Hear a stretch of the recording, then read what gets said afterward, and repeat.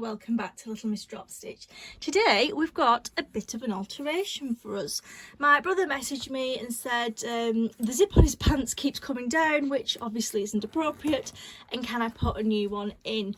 You also might be doing this though if the zip's broken and you know it no longer zips up and down. So the first thing we'll need to do is measure what size zip we need.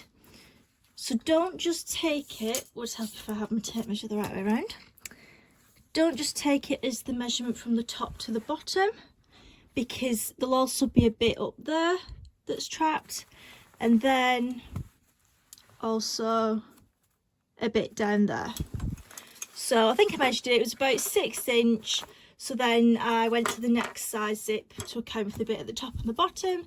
So luckily, which never happens, in my stash I had one zip and it was a black 7 inch, also known as a skirt zip.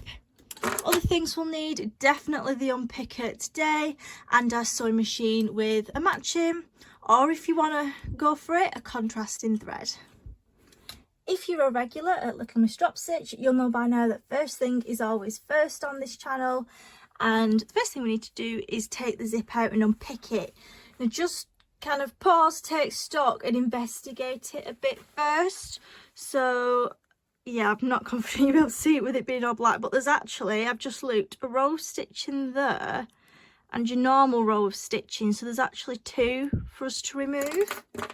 And my top tip would be to perhaps take some pictures as you're going along, just of the construction, so when you put the zip back in, you can remember where things go. So my plan is to take out here, unpick this bit here, and then we can sew that back on later. And I'm going to have a think before I get to it. So here at the top of the zip on these pants is trapped in the waistband with some nice stitching. So I can either undo that stitching and go over the stitching again, but like, you know, there's a button in the way and things, or I can just unpick to there and then snip there to get it out, and then we'd put the zip back in and it would be lapped over. And my brother said he's not bothered if it is, as long as it doesn't itch. So we'll put some back on, or whatever nice music we've got. I'll do a bit of unpicking and then I'll have a think as I'm going along. If you're struggling to see the stitches there on the back of the zip, an idea and to undo things quicker is if you pull it like that again. Not expecting the camera will pick this up, but you'll be able to see, there we go, the line of the stitch easier. And then if you did kind of every 3 or 4, then you'll be able to just, oh there we go, it's popped open a bit, the stitches, to just pull it and it will be a little bit less work for you. So there we go, and then pull. Look at that, we're on to a winner. It's not going to take us all day.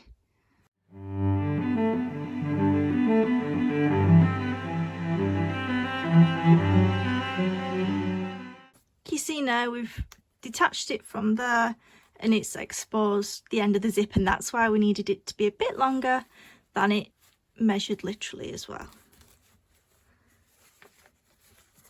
Okay, I've done this side, I'm going to do the other and still have a think about what I'm going to do with this bit.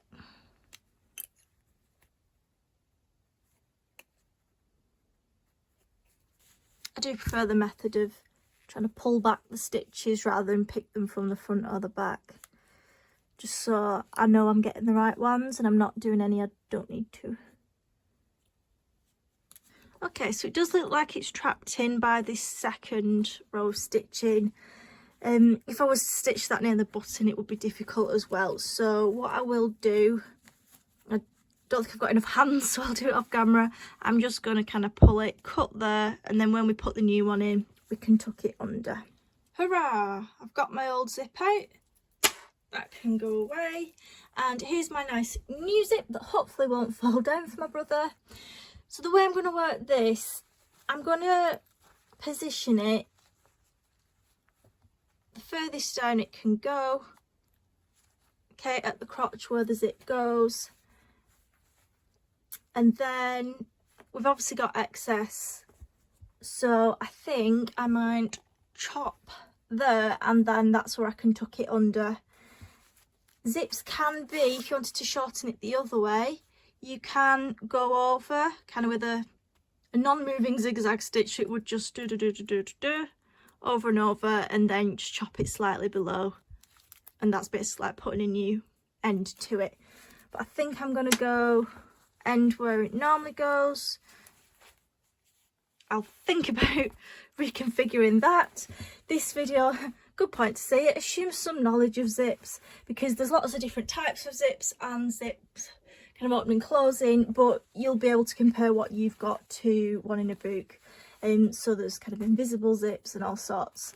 This seems to be a lapped zip, which means one side here, that will go close as we can to the teeth, and then the other side will go over the whole of it. Good thing about this project is we don't need to get the iron out. It's already kind of, it's even stitched there actually.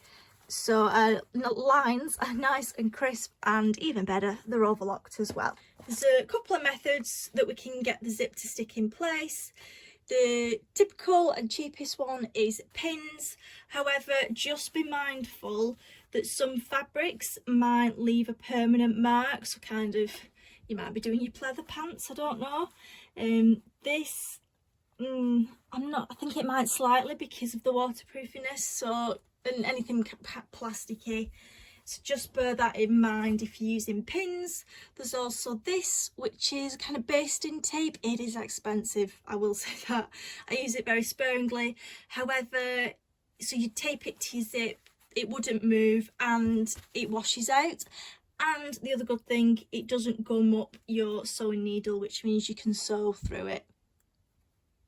I think it's actually for quilting. Well, I'll have a go getting this zip in place, and I will join you at the sewing machine. My zip's secured in, and how good does this look?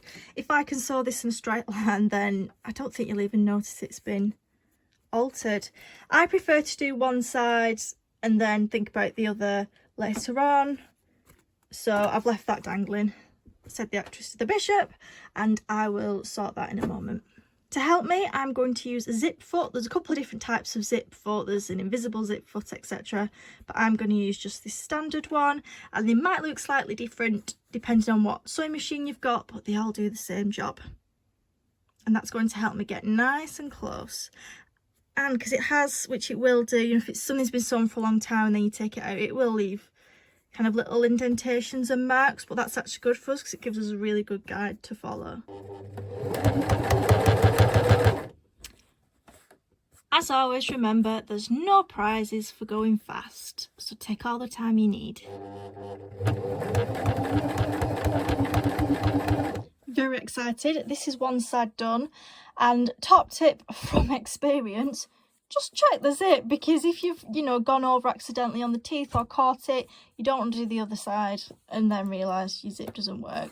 So do just give it a try. These white bits here, that's just the sticky special tape I used, and that'll come out in the wash because it's water soluble.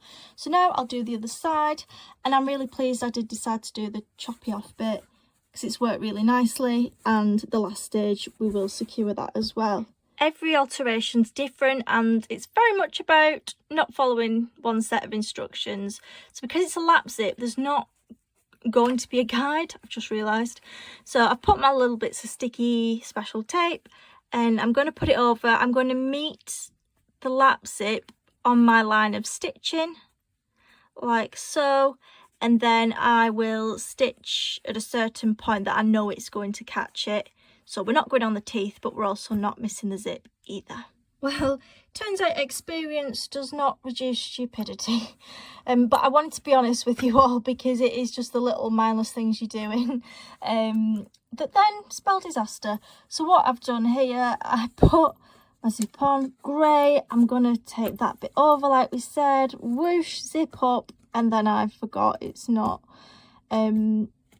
fastened in there, and then it completely came off and I just can't get this other end in. So I'm going to go and order a zip, tell my brother his pants are going to be delayed, and then I'll see you back at the next step as if nothing happened.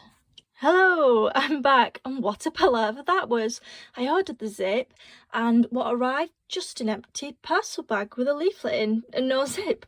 So, bit of a delay, but we're back and we're going great guns. So, we're back to where I was when I left you in the fullness of time. I put my zip in and I've done the other side.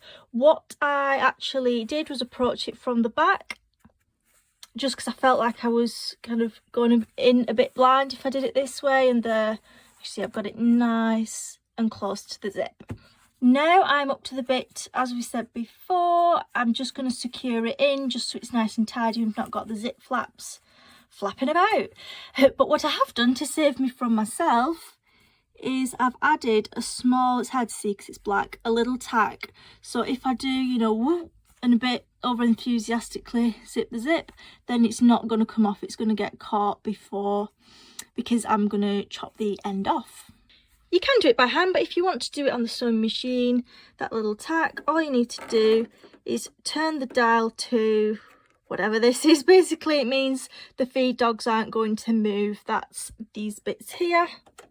So they're not going to move. So it's going to stay in the same place. So it's going to go back and forth. And we want that zigzag stitch. So for me on a Janot machine, it is C. Woo, and we are done. And you know what? I'm a little bit chuffed with these, because alterations are all about being willing to adapt and change the plan. We've also stopped these from going to landfill because they're useful again. If you learned what to do as well as what not to do with this video, please do consider giving us a like, thumbs up, subscribe, all that good stuff, and check out our other videos as well. Thank you and take care.